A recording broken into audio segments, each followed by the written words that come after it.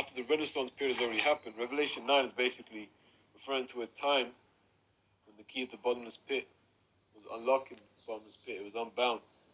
And we're going to read it again, Revelation 9:1. And the fifth angel sounded, and I saw a star fall from heaven unto the earth, and to him was given the key of the bottomless pit.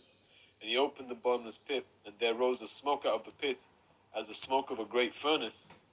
So like a smoke came out of Europe, out of the bottomless pit, okay, out of that land. And it said, and the sun and the air were darkened by reason of the smoke of the pit. The smoke was covering out the skies. Verse 3, it says, and there came out of the smoke locusts upon the earth. So right now in the vision, he's seeing something that he's likening to locusts. But he's not seeing literal locusts, because we're going to read now, it says, and unto them was given power, as the scorpions of the earth have power. But also, it gets more clear in the latter part of this chapter. The reason why that this locust had power like unto a scorpion is because a scorpion's power comes from its tail. That's how it strikes you, it stings you.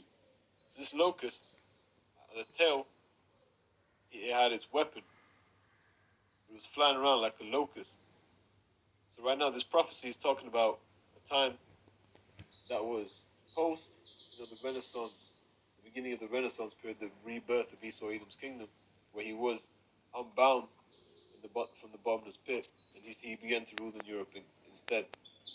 Okay, and this time is now referring to World War One. Now, in the time of World War One, when there was many calamities coming upon the earth and around Europe, what they would have as well, they would have the World War One dogfighters. Okay, so these dogfighters, they would have individuals with a gun at the back of the plane. I'm not sure what gun it was. It could very well have been a form of Gatling, very efficient, automatic, machine gun placed in there. Could be some type of something equivalent to like a, forgot what they call, obviously the ammunition of the assault rifle. I'm not sure. Again, I don't really, we can't get guns out here, so like something we know. He's not an Edomite, is what he means. Shalom, all praises to Yahawah, bahasham, Yahawashi, bahasham, Rachar, Kodash. Double honor to the apostles and elders of great millstone that rule well, labor in the word and doctrine. Shalom to the elect of the nation of Israel.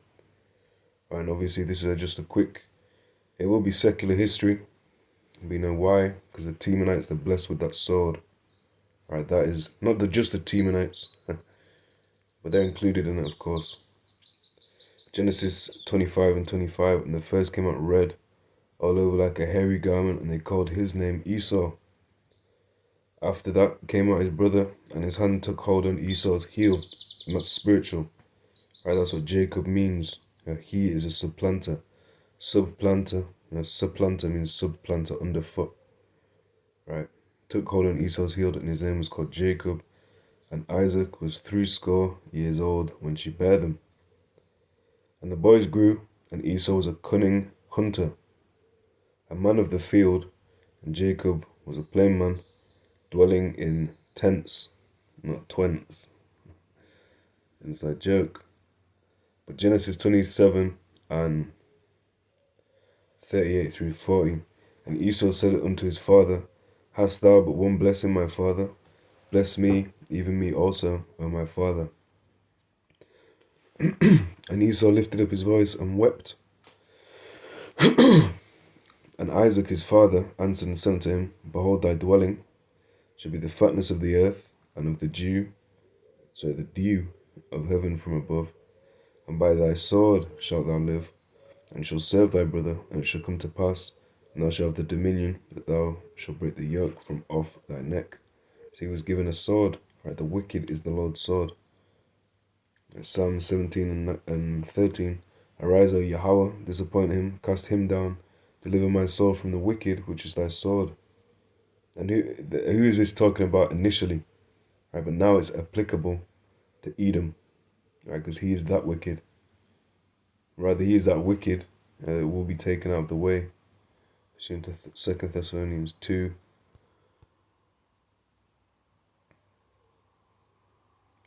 And 8. And then shall that wicked be revealed, whom the Lord, Yahawah, bahasham, Yahawashi, shall destroy, so like it shall consume with the spirit of his mouth, and shall destroy with the brightness of his coming. Even him whose coming is after the working of Satan with all power and signs and lying wonders. So he's after the working of the adversary. And let's look up that word for working. Because you have to understand that this is a man of war on the left hand side.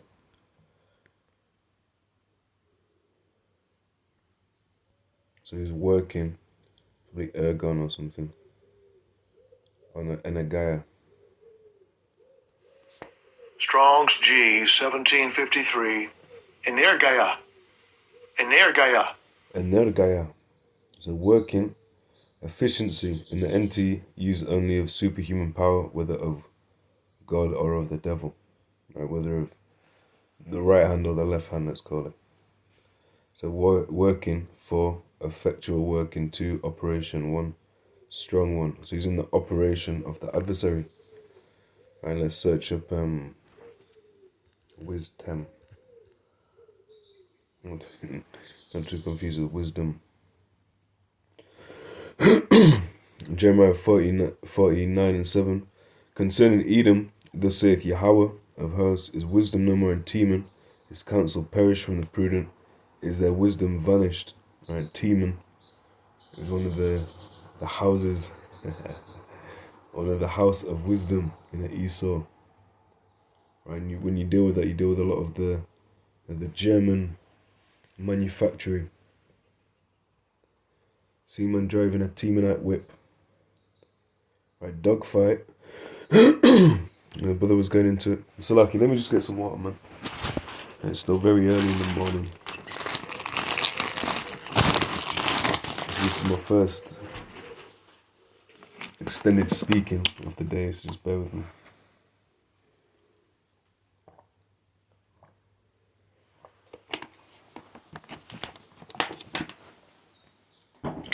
Okay, Salaki. And Lord willing, you can hear the birds in the background. That makes for a good setting. Alright, Salaki. A dogfight, or dogfight, whether it be one word together or broken up into the 2 words that it is an aerial battle between fighter aircraft conducted at close range. Dogfighting first occurred in Mexico in 1913. Let's pause there, and the brother was going into the prophecy. How it's about World War One. And you of course watched the whole video, because the first was about, maybe even up to 2-3 minutes of the brother going into it, because I wanted you to get the context. Right, so the First World War started in 1914. Right, but dogfighting, and you have to understand, man, all these things in history, they all really happened for prophecy's sake. And that happened for the Lord's elect, for the sake of the elect. Just like those days will be shortened. Because these things had to come to pass. Because it's all ultimately leading to what? The thing, which is to come. And you should know what I mean by that. Revelation 13:16, the thing. And then after the thing, it's the kingdom. So you got the thing done, then the kingdom. And that's what it's all about. All of these things that have ever been until that time, it sounds like Jacob's trouble. Jacob will be in a severe amount of trouble, even Jacob's trouble, but he, the elect, should be saved out of it. And why the elect? Why for the elect's sake? For the Lord's name's sake, right? Because he made a promise unto our fathers.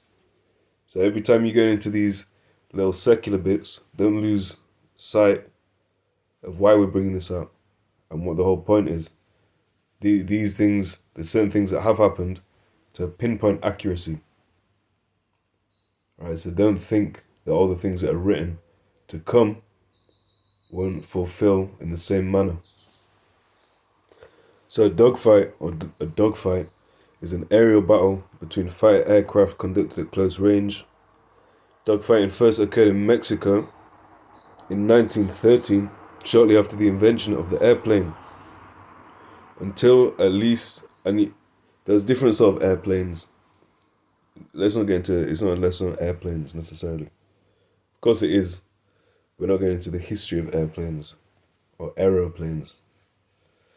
Until at least 1992, it was a component in every major war Despite beliefs after World War II that increasingly greater speeds and longer range weapons would make dogfighting obsolete.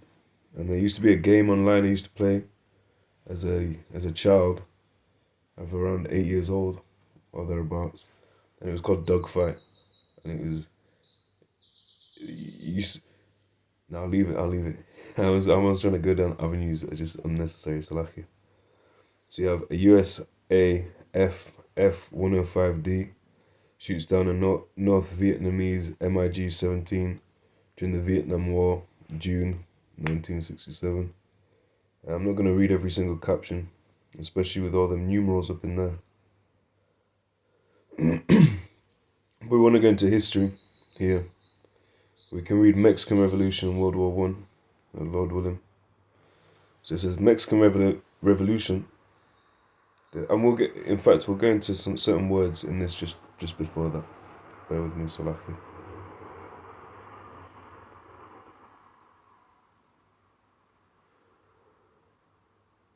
So let's look at this word for locusts.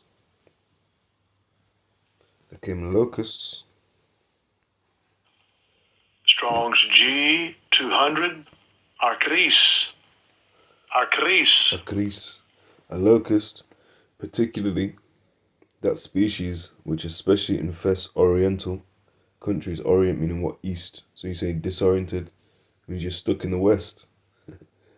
It basically means you're not in the right frame of mind, which is oddly enough that it still maintains its use today, to be disoriented away from the East, effectively is what that means. And for you Israelites, you are disoriented in every sense of the word. So it especially infests Oriental countries, stripping fields and trees. Numberless swarms of them, almost every spring, are carried by the wind from Arabia into Palestine. Obviously, where's Palestine? What does that mean? We can get into that. And someone says, I'm a Palestinian. Or what does that mean? Going to the word. I can't quite remember. It's something like Palash Thaya, something like that. And what does that mean?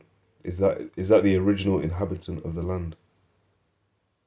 And it says, and having devastated that country, migrate to regions farther north until they perish by falling into the sea. The Orientals, the Eastern peoples, the Orientals accustomed to feed upon locusts, either raw or roasted, and seasoned with salt, or prepared in other ways, and the Israelites also were permitted to eat them. So they were a clean beast. So a locust, obviously you should know what a locust is. But in fact, we've not done that yet.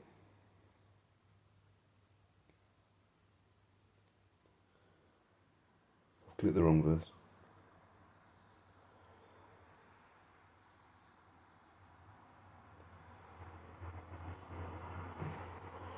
There it is, from the same root apparently as Akron, the farthest bounds, uttermost parts, end, highest extreme of the earth, of heaven. It goes back even further to Akmain, a point, extremity, climax, Akmei, highest degree at, the present time. And then was given unto them power as the scorpions, and obviously scorpion is a Greek word in root. Strong's G 4641. Scarpias. Scorpius, a scorpion, the name of a little animal, somewhat resembling a lobster, which in warm regions lurk, especially in stone walls. It has a poisonous sting in its tail. That's the whole point. It has a poisonous sting where? In its tail. So Revelation 9:3, and they came out of the smoke locusts upon the earth, and unto them was given power as the scorpions of the earth have power. As the scorpions of the earth have power. And how do they have power? Well, we'll find out, and we'll read certain accounts. Mexican Revolution, the first supposed instance of plane-on-plane combat, plane-on-plane violence, and the first instance of one plane intercepting another during an aerial conflict apparently occurred during the Mexican Revolution on November 30th, 1913, between two American soldiers of fortune fighting for opposing sides, Dean Ivan Lamb and Phil Rader. The story comes from Lamb himself, according to his own statements in an interview 2 decades later. Both men had orders to kill, but neither pilot wanted to harm the other, so they exchanged multiple volleys of pistol fire, intentionally missing before exhausting their supply of ammunition. That's quite a weird story. But more so it gets into it on this bit. It says an incident. Now I'm not going to read it. That caption's on screen. I'll just get straight into the point, the article. Now obviously it's on screen, pause it now. Bam. Right. Dogfighting became widespread in World War One. Aircraft were initially used as mobile observation vehicles, and early pilots gave little thought to aerial combat. So they weren't thinking about being scorpions at first. They were cool with being locusts themselves. It said, the new airplane proved their worth by spotting the hidden German advance on Paris, in the second month of the war. There you have those Temanites. Enemy pilots at first simply exchanged waves or shook their fists at each other. You imagine that? Like deep in a war in the sky, it's like, oh man. It says, due to weight restrictions, only small weapons could be carried on board. Intrepid pilots decided to interfere with enemy reconnaissance by improvised means, including throwing bricks, grenades, and sometimes a rope, which they hoped would entangle in the enemy plane's propeller. Pilots quickly began firing handheld guns at enemy planes, such as pistols and carbines. Right, so a pistol is quite small, a carbine. I'm assuming you know what a pistol is. A carbine is there. So for example, that's an M4 carbine. If you ever played Call of Duty,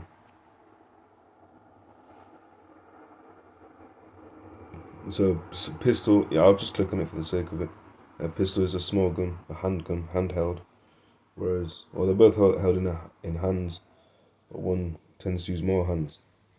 No, 2, maybe even 3, if you've got that many. It said the first aerial dogfight of the war occurred during the Battle of Sir, I believe, or Kerr. So I don't know how to pronounce that. The first aerial dogfight, here we are, starting there.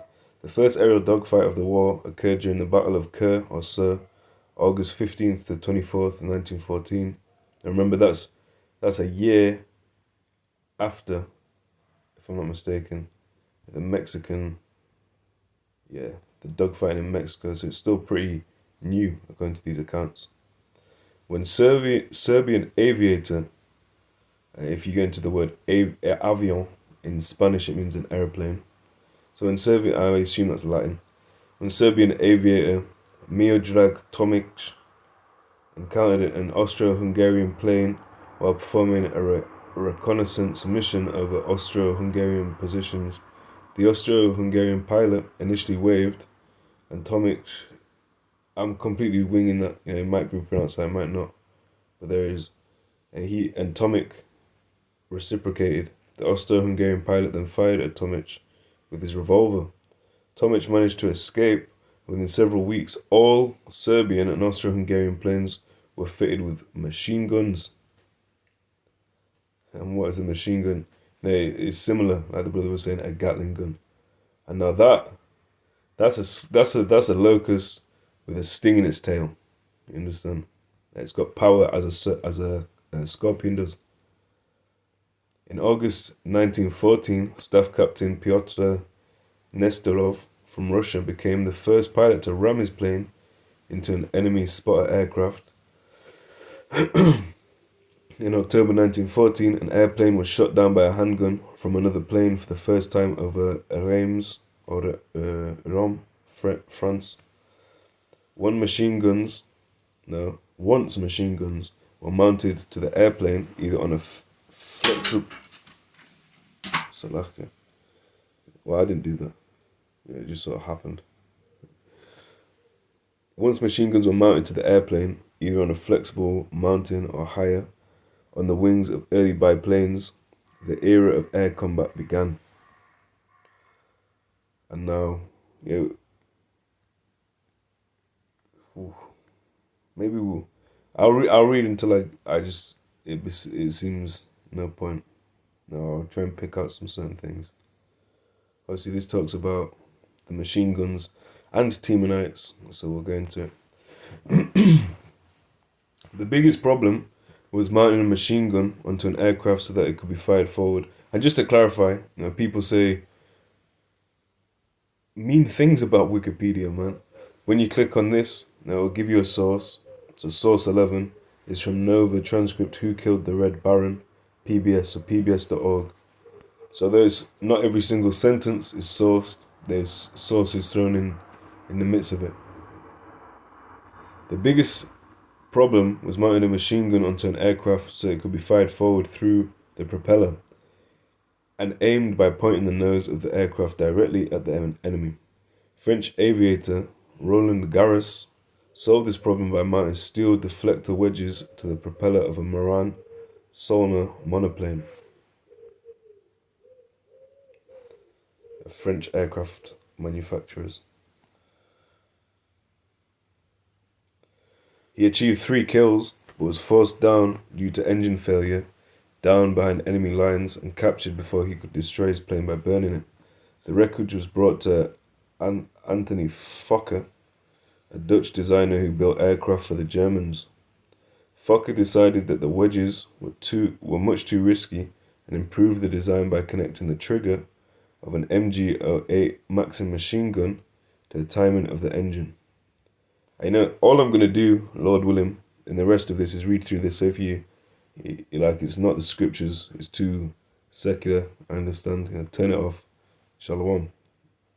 Fairs, but we will continue in this, and you can, if you're more interested, you can read the whole thing, because it's interesting to know a bit more beyond just the surface level when you bring these things out. And I said to the brother, I need to go over the finer details in Revelation 9. And then it was on my mind to say that, and then he dropped a video on it. So we're just exploring one aspect.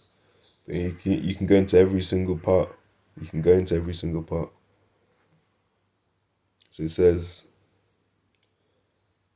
yeah, cool. Fokker decided, here we are again, that the wedges were much too risky and improved the design by connecting the trigger of an MG08 Maxim machine gun to the timing of the engine, which is that's some engineering.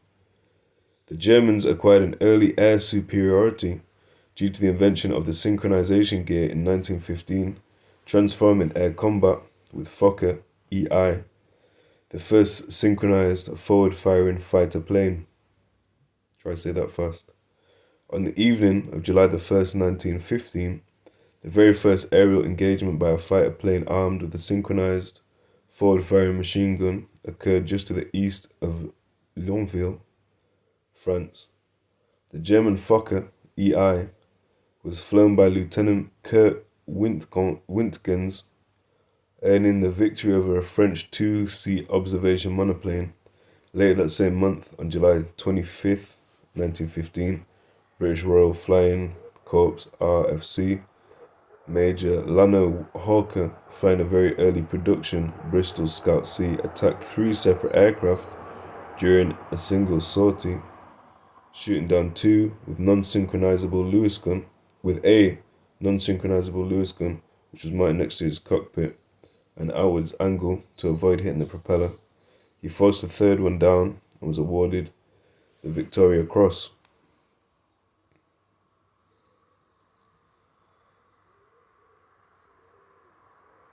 See, there go the Germans again.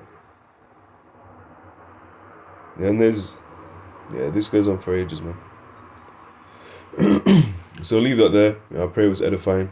I pray it was a worthy addition to that segment of the video in itself. That is a video in itself. But on to the next one, Lord willing. Double honor to the apostles and elders of Great Millstone that rule well. They bring the word and doctrine. And y'all go and check out the brother's video, man. Right, shalom. All praises to Yahawah, bahasham, Yahawashi, bahasham, Rakha Kodash.